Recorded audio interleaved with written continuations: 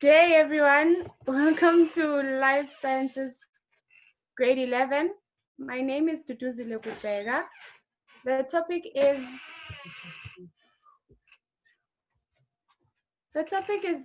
we are finishing off the topic of human gaseous exchange, the part we're supposed to do yesterday, if you can remember correctly. And then we will go on to the new topic which we're supposed to cover today.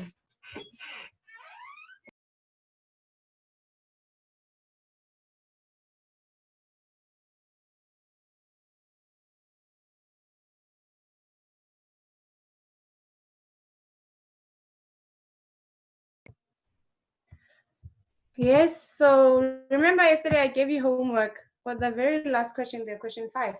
Briefly explain how breathing is controlled by the body. I asked you guys to explain that, and I don't know, since you guys don't want to talk to me. So anyway, we were supposed to answer that question together. So how is breathing controlled by the body? This here, it just explains the homeostatic effect or homeostatic regulation that occurs in the body when where breathing is concerned. So we mentioned the medulla oblongata will sense the carbon dioxide increase in the body. How does it sense that? As carbon dioxide increases, it also changes the pH level, making it more acidic, making the blood more acidic because it lowers the pH level, right? Then what happens? As soon as that does that, then the intercostal muscles are then alerted to contract by the medulla oblongata, as well as the diaphragm. So the medulla oblongata is the one that ensures that intercostal muscles and the diaphragm react and they contract. Then what happens when they contract? The breathing rate will increase. When breathing rate increases, what happens as breathing rate increases? The heart will also beat faster. This is to ensure that more oxygen is taken in and more carbon dioxide is released from the body. And as this happens, then balance is maintained. So medulla oblongata senses the carbon dioxide, it reacts to carbon dioxide in the body, to an increase in carbon dioxide in the body. But if conditions are normal, or if, let's say it happens that there are low carbon dioxide levels in the body and more oxygen levels, what happens is the medulla oblongata does absolutely nothing because it only reacts to an increase of carbon dioxide. So should it happen that we have lower levels of carbon dioxide, then it does nothing. Then the conditions will go back to normal and will rise up again on their own. So this is just a general sum up. For more clarity on this topic, you can go back to the previous lessons, which are available here on YouTube. Then you can get more information about that. Or access the textbooks I always tell you about. I'm using Via Africa, grade 11 learners book. There's also solutions for all. There are lots of textbooks you can access on Snaplify. And then this one here, that was the one we're supposed to cover yesterday. Measuring breathing using a spirometer. So yeah, you need to measure breathing. The amount of air you can hold in your lungs is called what? Lung capacity. It makes sense. The amount of air in your lungs, the volume. So the volume would be the size available in your lungs. But then the amount of air you can hold is the air that will fit in that volume. So in that lung capacity. Lung capacity can be measured with a spirometer. This method of measuring uses displacement, whereby you are displacing a volume of water with a volume of air.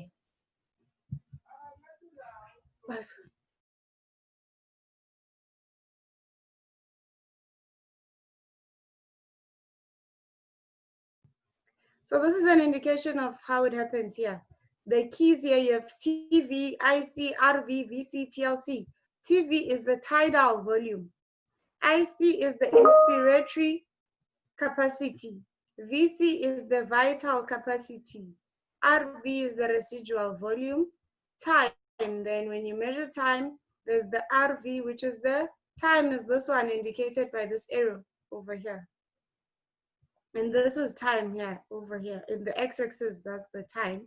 And then you've got residual volume for RV and TLC, which is the total lung capacity.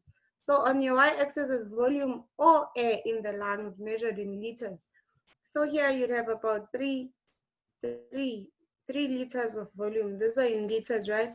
You have 3 liters of lungs in your of air. I'm sorry, you have 3 liters of air in your body. So this air is measured in liters. Why? We are trying to measure volume here. And then the tidal volume here is 0.5. You can see that. Then you have the IC, so it measures that. We'll see when I'll do an activity later with you guys, so we'll be able to do the calculations. So tidal volume is what? This is the normal volume of air that is breathed. The normal volume of air that is breathed is at TV in figure 1 here. TV there, the normal volume of air breathed. That's the normal volume of air breathed.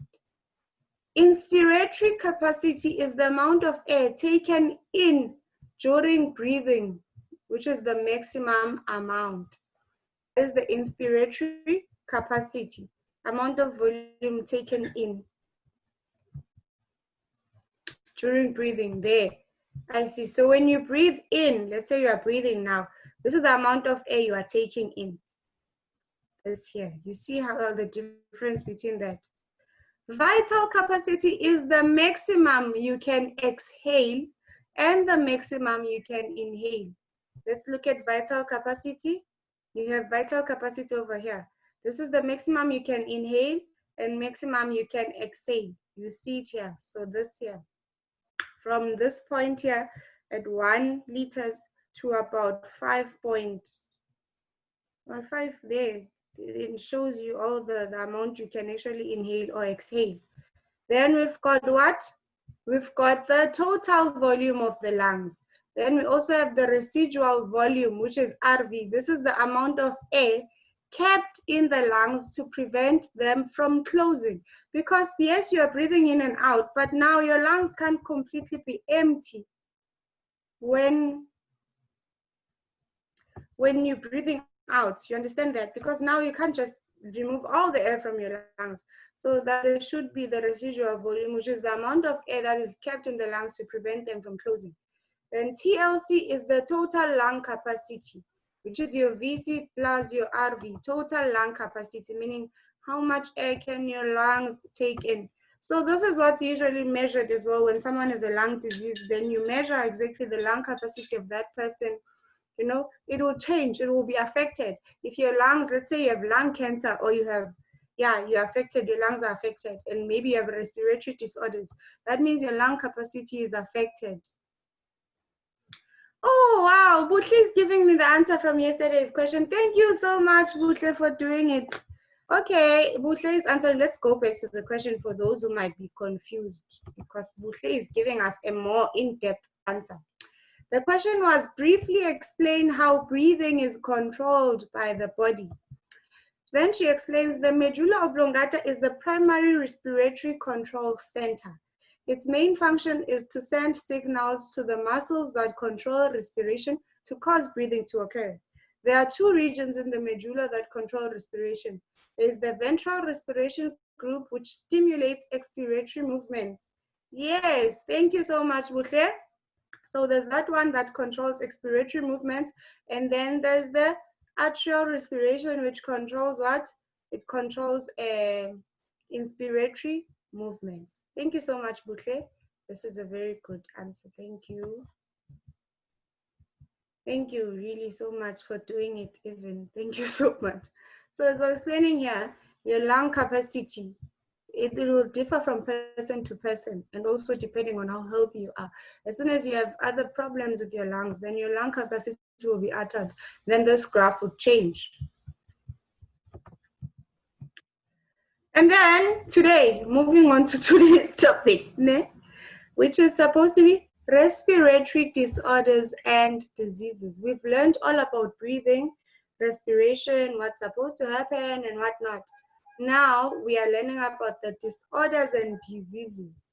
Diseases and disorders that affect the human breathing system include what? They include TB, which is tuberculosis. There's asthma, there's hay fever, there's bronchitis, emphysema, and lung cancer. These are just a few of the diseases and disorders that are there due to lung due to that affect breathing, that affect the lungs or the bronchs or any part of the respiratory system. So these are the parts that are affected. Tuberculosis, what is TB? We know that in South Africa, we have one of the highest rates of TB in the world. Can you imagine that? One of the highest. Direct TB deaths rose from 13,561 in 2007 to 15,087 in 2008. This here means in 2007, over 13,561 people died because of TB. Then those numbers rose in 2008, whereby now over 15,087 people died due to TB. The cause of TB is what? There's a microorganism, a microorganism called Mycobacterium tuberculosis. This one can attack any part of the body, but is most common in the lungs. So this bacteria here causes an infection in your lungs. Then it affects your whole respiratory system, and then you have respiratory problems, and then you eventually die. TB, however, is curable. That is the most important. I want you to remember this. It is curable. Curable, keyword here. As much as it killed that many people, it's surprising to learn that it is actually curable. Then why is it killing so many people for something that can be cured? Medicine must be taken regularly for 6 months. That is the problem here. Many people stop when they start to feel better, and they shouldn't, because you need to take it for the whole duration of 6 months, whether or not you are feeling better. If you are prescribed to take it for 6 months, you need to stick to the 6 months and finish the course. It's curable, yet it kills so many people because the instructions are not followed properly. If the course of the medication is interrupted, like I'm saying, if you stop taking your medication before the 6 months is up, then the bacteria will become drug resistant. So it means if you stop taking them and you haven't really killed off the bacteria, it was weak. It wasn't dead completely. It was just weak. Then you stopped because you started feeling better because the bacteria was weak. Then you stop. The bacteria regains its strength. And this time it is stronger than before because now it is resistant to this drug. It knows its tricks. It knows how it fights it. So now as it comes back, it is stronger and it will take you down. The drugs won't even be effective anymore. That is why people would die from this. That's why it is very important to follow the instructions very clearly when you're given by the doctor or the nurse. We follow them to the T because it is really life-saving. Look, these numbers are too much. These are lives too many to lose over something that can be cured. Too many. Even if it was just 1 or 2 lives, it's just one too many. We can't be losing lives over things that can be cured. That's why when you start to see the symptoms as well, you need to go to the clinic. You need to get tested so that you can be able to treat it before it is too late. Bacteria is the bacteria resistant. Remember we mentioned here that when you interrupt the medication, then the bacteria will become resistant. Now there are types of bacteria. There's a bacteria that is resistant to 2 or more antibiotic drugs. These bacteria are called what? Multi-drug resistant TB. When you have that TB, it means the bacteria you're infected with is resistant to 2 or more antibiotic drugs. It's called multi-drug resistant TB or MDR-TB, which means multi-drug resistant TB. Then if you're infected with the bacteria that is resistant to 3 or more antibiotics, these are called extreme drug resistant tuberculosis or XDR-TB. So that's why when you are diagnosed with TB, tests will be taken whereby they will identify the particular drug, the particular bacteria you're infected with, so that they can be able to give you the appropriate medication. That is why you cannot share your medication with other people. You both might have TB, but you might be infected with different types of bacteria. So you cannot just borrow around and take other people's medication. You need one specifically prescribed for you to ensure it is treating the condition that you have, the type of bacteria that you have. This situation is very serious, guys. In 2006, 53 people in KZN were identified as having, it's actually identified, why? Were identified as having extreme drug-resistant tuberculosis. Over 53 people were identified to have this extreme type, which means this bacteria here is resistant to 2 or more antibiotics. This one is very bad because now there are only a certain amount or number of antibiotics available. So if this bacteria will be resistant to 3 or more of them, it means you have limited antibiotics available to treat you. So now these people, 53 of them, were identified to have XDR TB. Out of these 53, a whole 52 died within 25 days of diagnosis. Do you understand that only one person did not die within 25 days? It's like how many percent? That's like 99.9% passed away. They died because of this TB. And what else was found? Most of these people that actually died due to TB also had HIV. So it's HIV is already there weakening your immune system. Then you get TB, then it makes your immune system even worse. That is why we are advised during these COVID times that if you have other comorbidities, then what? You should stay at home, take care of yourself, because if you catch this virus, then it will be worse off for you who has other diseases or disorders in your system, as you cannot be able to fight it off effectively. This here is showing us what does a TB infected lung look like compared to a healthy lung. So the TB infected one is the one on our right here, and then the healthy lung is the one on the left. Look at the differences here. Look, it's darker in color. Look at the lungs here. This one is darker. Look, it's affected, greatly so. Even the muscles around there. So it means it affects if it eats off and it kills off the important cells in your lungs. Here, it kills them off.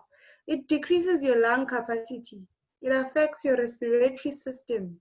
It's very, just imagine, like you can't destroy your lungs. We need lungs to respirate.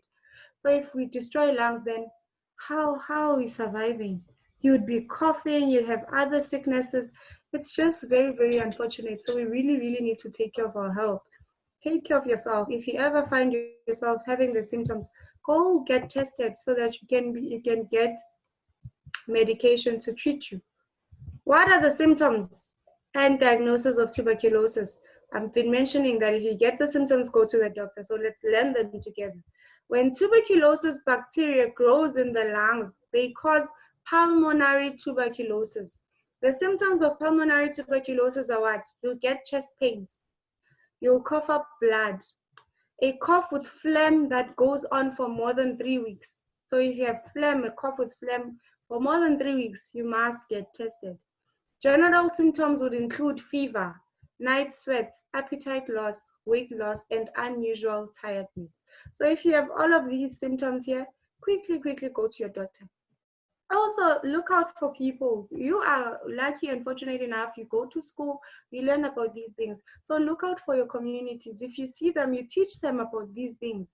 You educate them about these types of diseases and disorders that we have.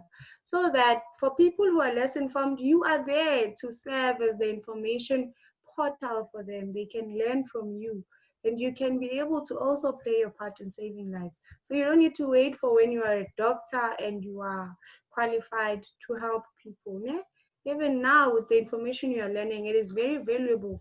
Go out there, teach your communities. If you see someone with these symptoms, advise them accordingly to go get tested so they can get cured. So please take yourself seriously. You are that important too. Yeah? And then, the basic diagnosis of tuberculosis will start with the chest x-ray and what? A skin test and sputum test. So they'll do either the chest x-ray or a skin test and what? A sputum test. In a skin test, a fluid which is tuberculin is injected under the skin of the arm, then the amount of swelling will show whether the person has TB. So when they inject that, and then it depends, the amount of swelling is the one that will indicate and direct them whether the person has TB or not.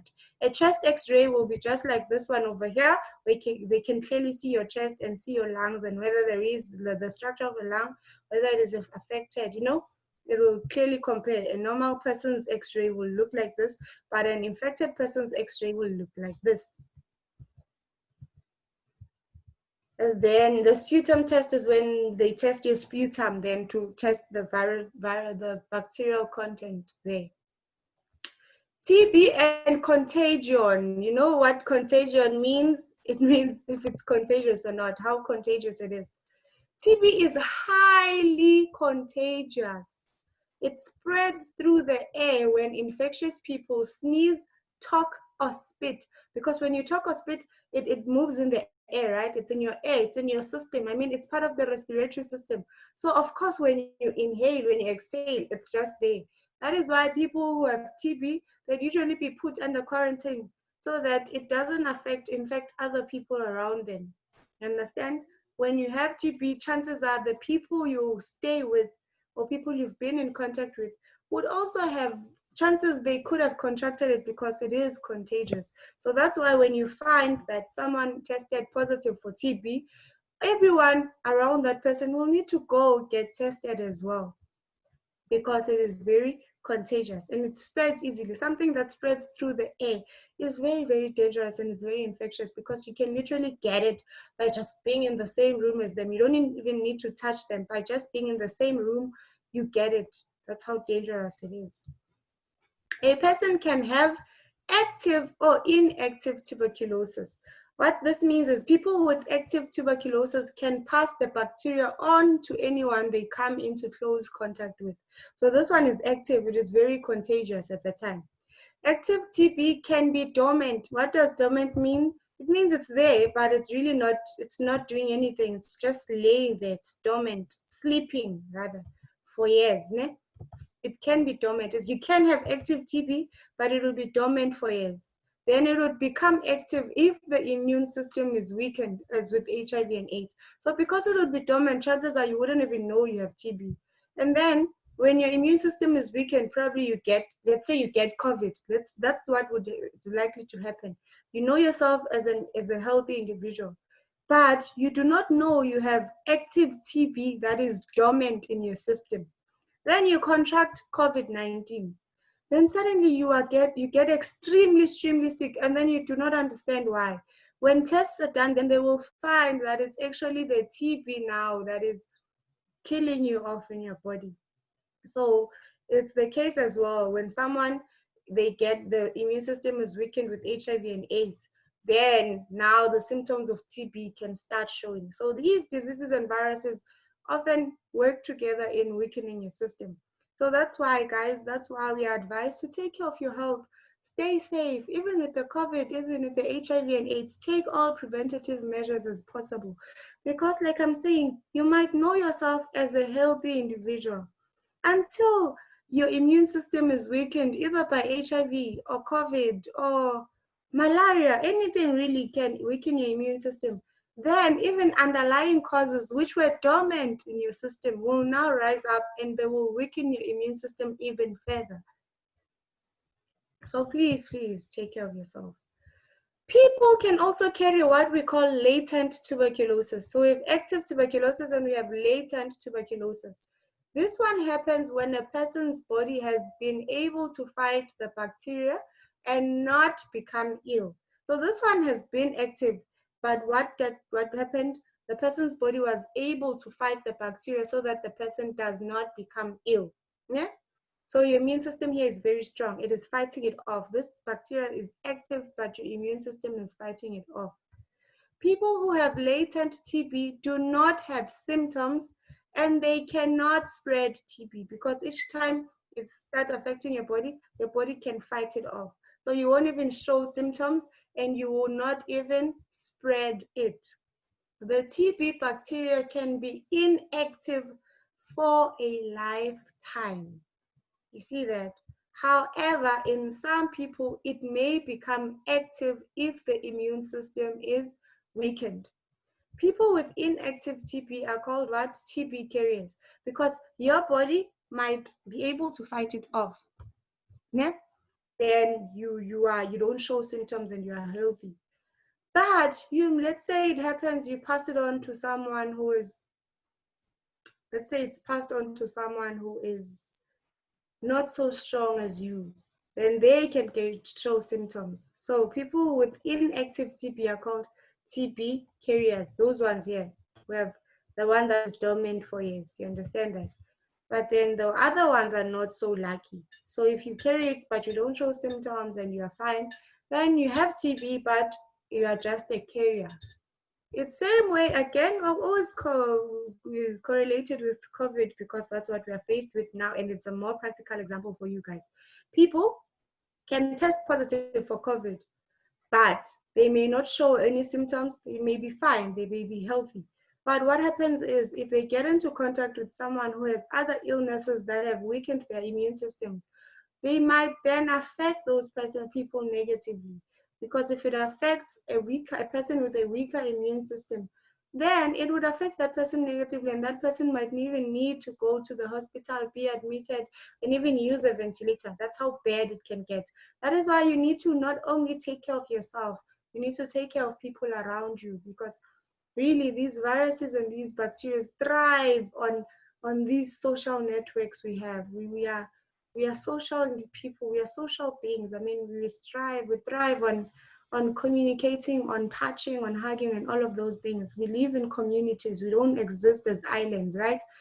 But because of that also, that is also our biggest downfall, because then your health is connected to your neighbor's health. My health is connected to yours.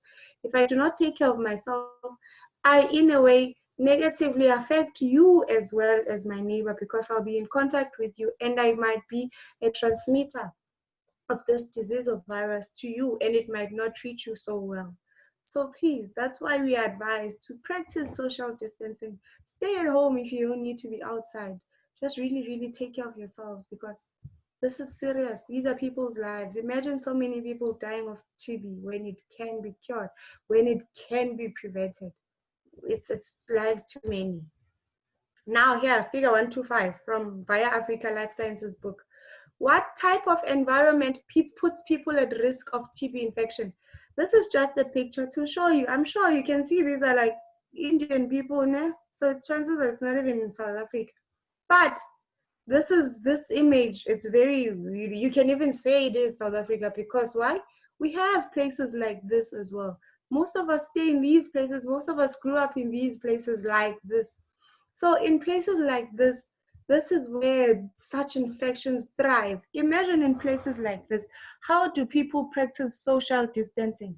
Because already this is someone's shop, this is someone's house. It's already so small, so small. How do you practice social distancing? People who stay in such areas, there are high chances they even share toilets, they share the taps, they share literally everything, they even share yards, they share shops, they literally, people here, a whole community exists in a place like this. And then you will tell people from this place to go practice social distancing, to go self-quarantine. How? Where? In which space? Because if one person here is infected, then ultimately everyone here is at risk because of how close in proximity they are to each other. They exist within each other. So it's ideal, yes, that all these preventative measures are, it's ideal, yes, you must self-quarantine and all of those, but it's also very insensitive for people who stay in conditions like this. How? Where are you supposed to go self-quarantine here? Where do you go to the toilet? Because you share toilets here with these people. So you will share with infected people. You share taps with infected people. You share shops with infected people like this. So where? What exactly is supposed to happen? So you see, guys, we need to take care of each other, because for other people, their conditions are so extreme, they have no control over this. But for those who can control and who are fortunate enough to be in conditions that allow them to thrive and exist and really self-quarantine or social distance if they should, then please, everyone really needs to play their part. So yes, that is that part. And then The risk factors of TB. What are the risk factors of TB? Anyone can get TB, but some people are more at risk of infection. Factors in South Africa's epidemic include what? We have an epidemic of TB, but we've never heard of a shutdown. But there are many reasons around that, and that's a whole new topic altogether. But it is an epidemic on its own because it's killing off so many people. And we have many factors. Here, factors in these include what? We have dangerous working environments, whereby people are working with dust and there are many particles in the air. Those things weaken your immune, they weaken your lungs. If you work in such an, let's say you work in a lab or you work in, people who work in mines, people who work, that's why there's PPE that you have to wear to protect yourself. But ultimately, if you're constantly exposed to such environments, then you are likely to be sick. What about people who stay in areas close to mines? They are also affected by the air in that area because of the air pollution around there. So that affects that. The practice of sending sufferers to their original homes. This one that I just mentioned, for people who stay in conditions like this person is diagnosed with TB or this person is diagnosed with COVID-19, you send them to a home where they are staying in an area like this. They cannot possibly practice any self-quarantine or social distancing because if this area is like this, you can imagine what it's like in the house. The house is probably so small, they even share a room with many other people. So that one is also causing the increases. That's why South Africa is so high stats of TB. And that's why our stats of COVID-19 are increasing so high because these are the conditions we are subjected to. So many people in South Africa are subjected to such living conditions. So it's difficult to curb the spread of the virus when conditions are like these. There's poor health services for many people in both city and rural areas. Our health services are distasteful, they are despicable. You can't even, if you look at all public hospitals and clinics, it's bad. Conditions are so bad there. And if you cannot have a health service that will be effective in helping people, then we are just killing people off, actually. Malnutrition is also an issue. There's poor nutrition and there's lack of vitamin D. When there's malnutrition, you need to also help boost your immune system with the foods you eat, right? So if people do not have enough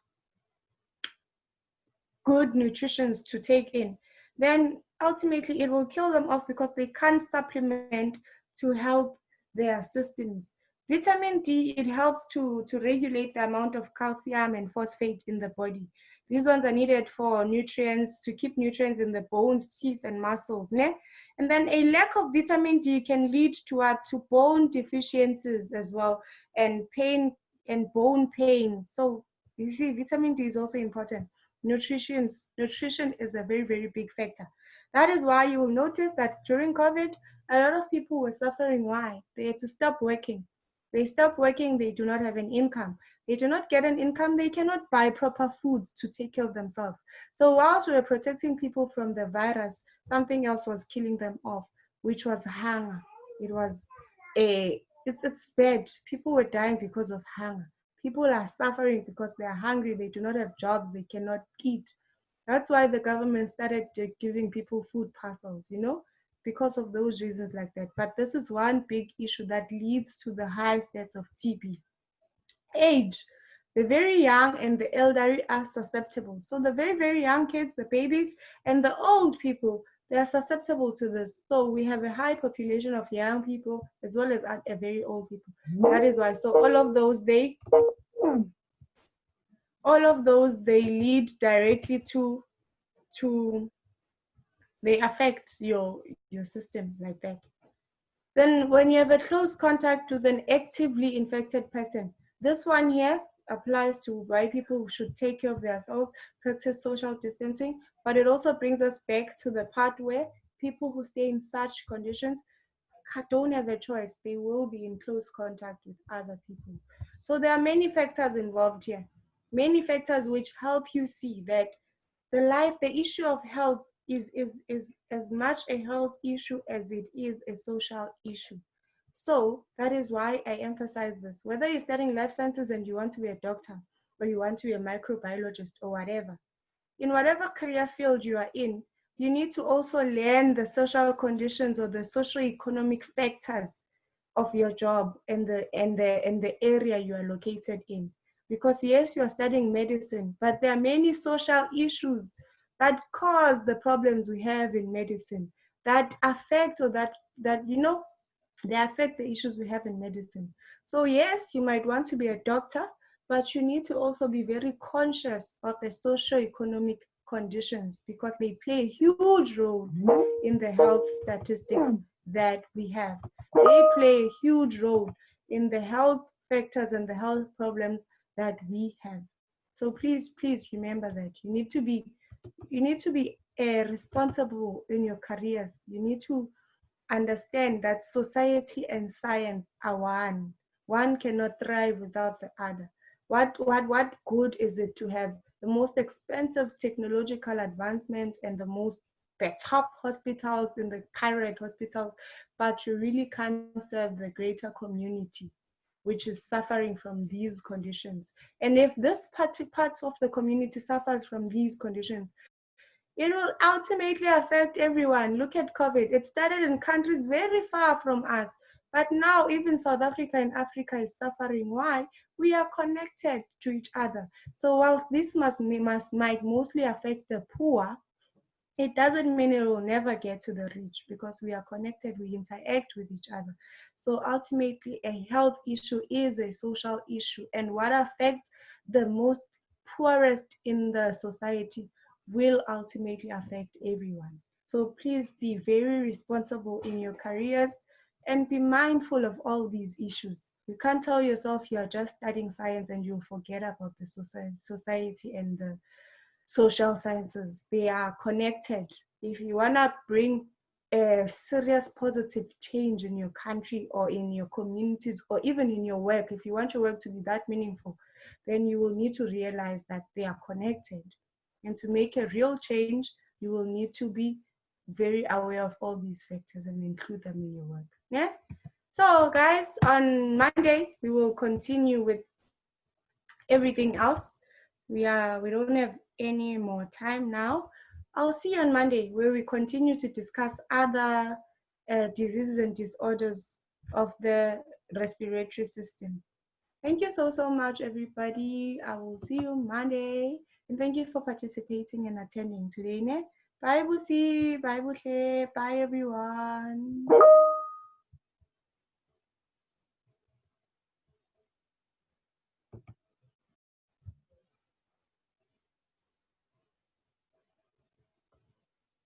nabona sekumele bahlike leyo link leyo ngithi kumele ungitshele phela